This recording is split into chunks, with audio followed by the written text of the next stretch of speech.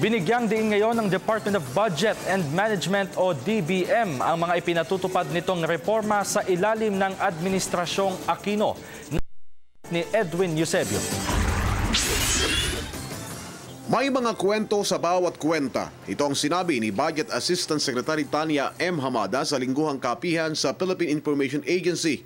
Ipinaliwanag ng opisyal ang ipinapatupad na BUB process o bottom-up budgeting ngayon ng departamento.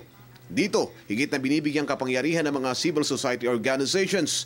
Ito'y para magkaroon ng karapatang mabusisi ang mga laang panustos sa mga lokal na pamahalaan. Regular na nagpapatuloy rin aniya ang Local Poverty Reduction Action Plan Workshop ng mga opisyales ng gobyerno at mga kinatawan mula sa mga civil society organizations. Isinusumite ang mga priority projects sa BUB participating agencies kung saan ginagawa ang consolidation, validation, review at revision ng mga priority projects.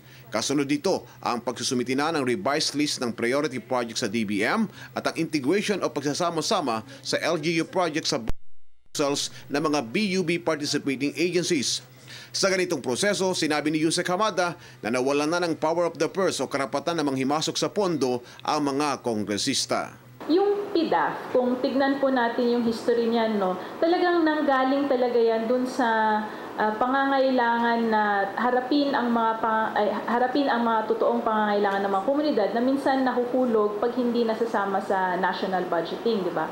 So ang ating naging sagot diyan is kaya natin nga gustong ibaba ang budgeting process para ang kailangan palakasin, babalik po ako ulit, no, palakasin na institusyon dito ay hindi yung congressman kasi siya po ay isang representante ng mamamayan para gumawa ng batas at polisiya at mag-regulatory role siya. No?